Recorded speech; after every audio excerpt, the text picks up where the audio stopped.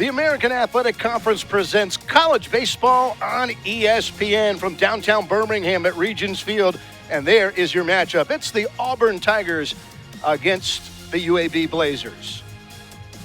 And welcome into our broadcast. Kurt Bloom and my broadcast partner, Alan Dunn. What a beautiful Wednesday night. It is time to play baseball. So let me set the scene for you. With Auburn, a very misleading record overall, and then you got their conference record at 1-8. But they have played everybody and anybody. And for UAB, they're in year 3 of Casey Dunn, so they just want to play good, solid baseball, walk off the field, and maybe even pull an upset against a ranked club. CB, I think you're right. I think we're in for a great matchup. I think that you look at where both of these teams are coming into tonight's ball game. They have both had tough weekends in conference play. So I think you come out on a Wednesday night and you're looking to play good, clean baseball with some energy and focus. And hopefully you can get out of here with a win. But at worst, you get your team ready to go in and have a really tough conference play. So I think we're in store for a great matchup between two good ball clubs. All right, there's a sub-story as well, AD, the fact that UAB head coach Casey Dunn played for the Auburn Tigers.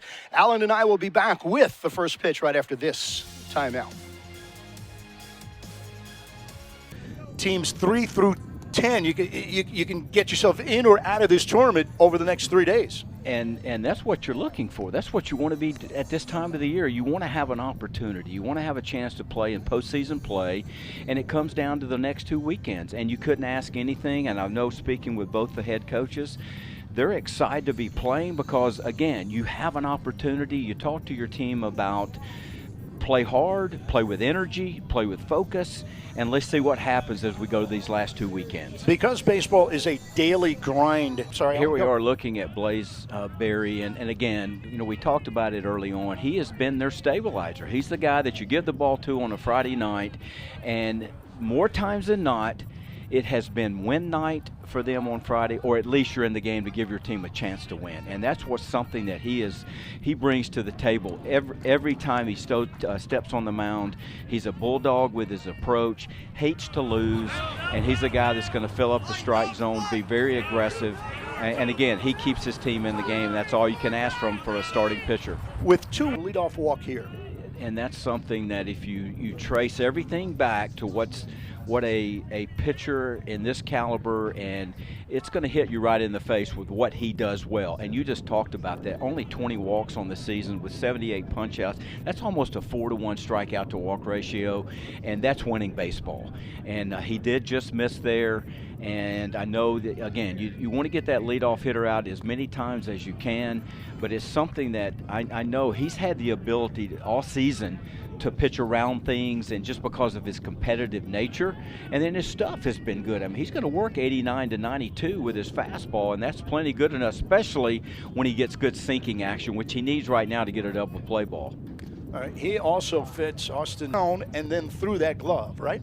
Which is his strength, is the sinking action on his fastball. And when you have that sinker that you're working to the bottom third of the strike zone, and you're consistently there, then you can elevate that four-seam fastball to the top of the zone. So you're really working, you're changing the eye plane, which is a huge part of pitching, because hitters have a hard time covering both areas. And so with his stature, using that sinker is really conducive for him to be able to create angle.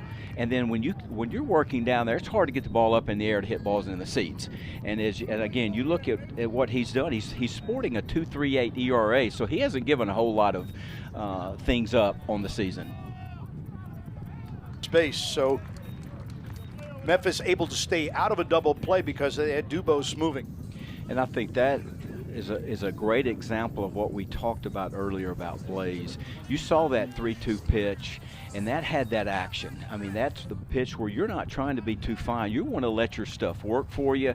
And again, has that late come again, sink action, and there's not a lot you can do with that pitch. It's running into the right-handed hitter down. You get that ground ball to the third baseman, and now's the job is to get that second out here and keep that runner on second base in this inning. Deontay Stewart. So his number's 328, 500. That's a big strikeout of Stewart. Look at this pitch. There's that late slider, outer third with some depth on it, and that's his MO. I mean, he combines that sinker with that slider, makes a huge pitch to a really hot hitter. I don't think we've seen a pitch much above the belt here early. Jacob Compton.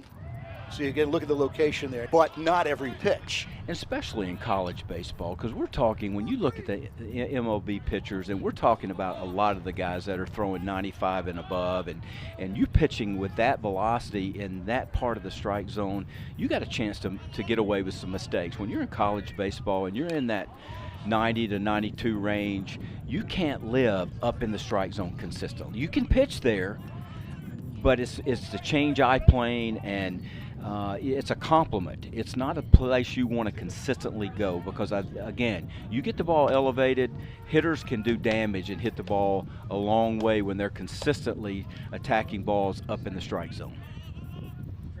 One more strike for Berry to get out of the inning. First of three between UAB and Memphis here in a big showdown. You know, looking at what he's done this season and talking with Corey Barton, their pitching coach, to kind of give me a rundown on what he's expecting from him. If you look up, the thing that jumped out at me when he talked about him was he said he is a guy that does all the little things, meaning PFP plays, backing up bases. He's into every single pitch that he's competing with. Early in the year, he had some really strong outings. He was going 7 to 8 innings every time out.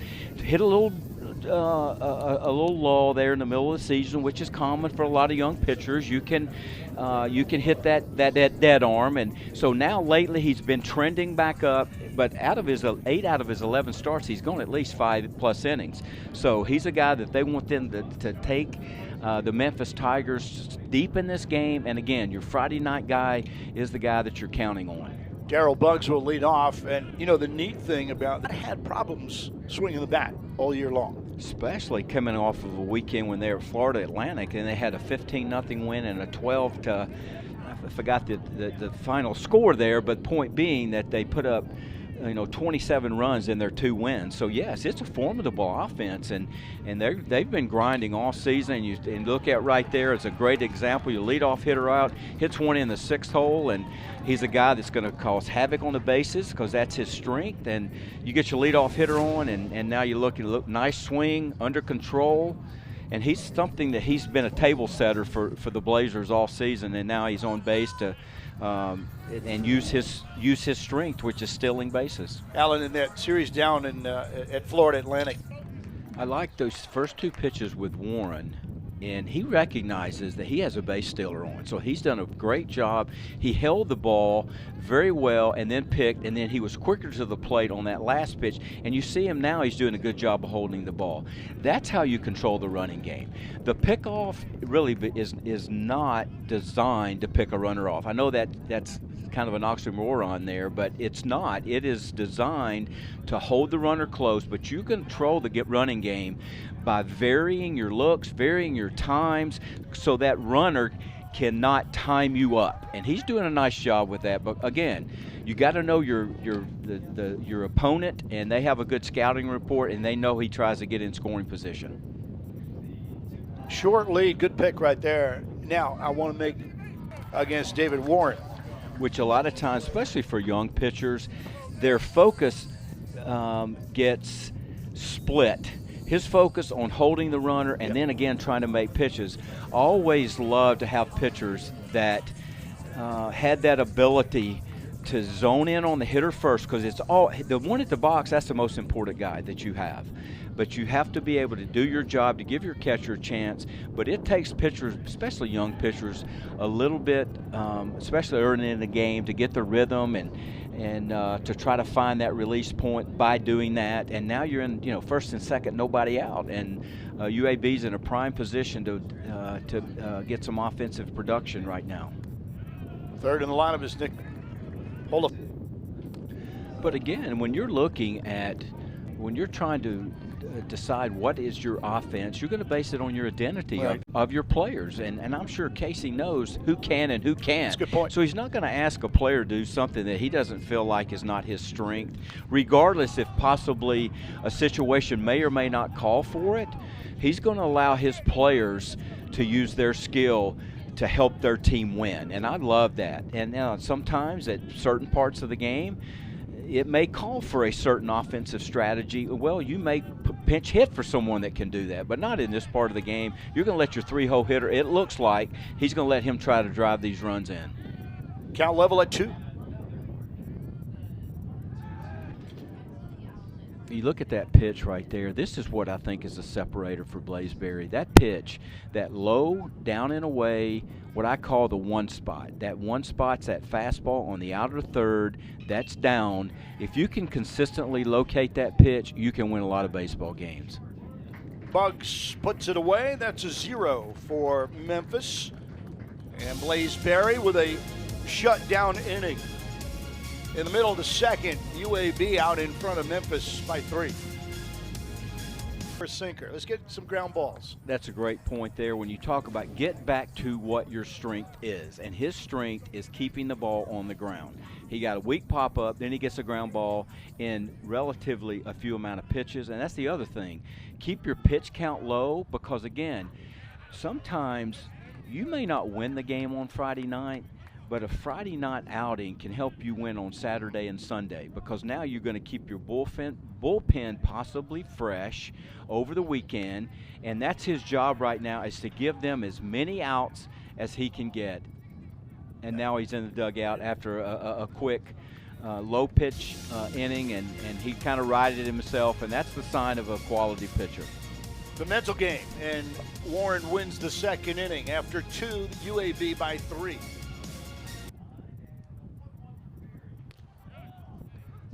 Great pitch there. CB had a change-up. He just tried to backdoor a slider, and he followed that up with a change-up and nailed it to the bottom of the zone. Now he's up in the count 1-2, looking for his put-away pitch.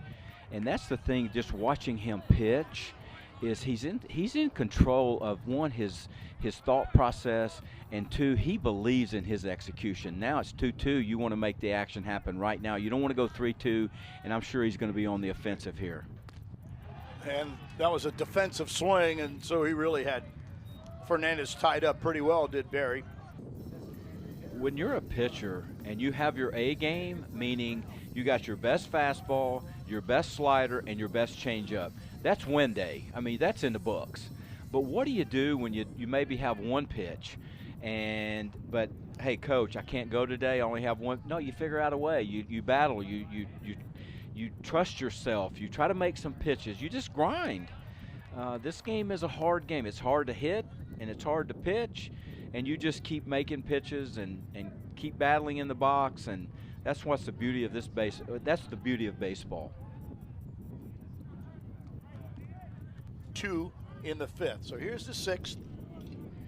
Which, CB, for me, this is, if you look at this game and then games in general, if you look at the first inning, the 6th inning, and the 9th inning of a baseball game, first inning, it's very obvious. You want to get off to a great start, as you know, whether offensively or from a pitching standpoint, you want to put up that 0. And then as you maneuver through the innings, you get to the middle part of the game, which is the 6th. Now you face that hitter for the 3rd time.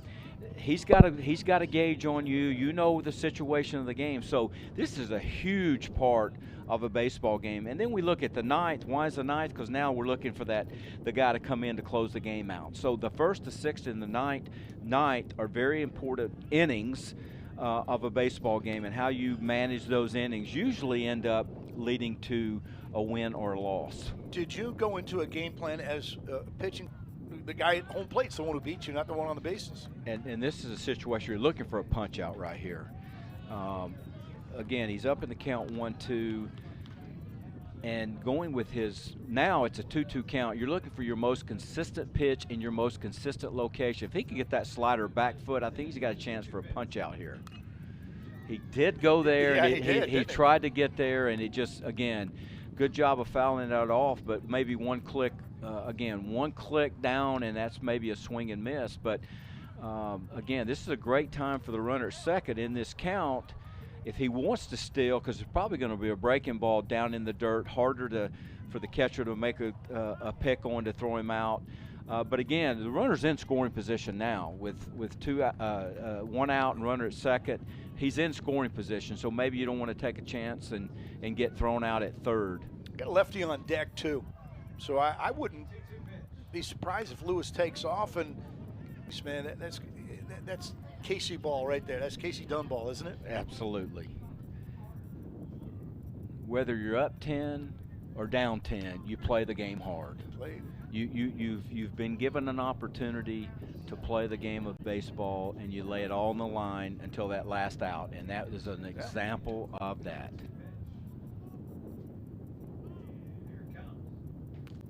Got him. And we will find out that is it, because the handshake ceremony begins, and that was the last pitch. It will be a 10-run rule.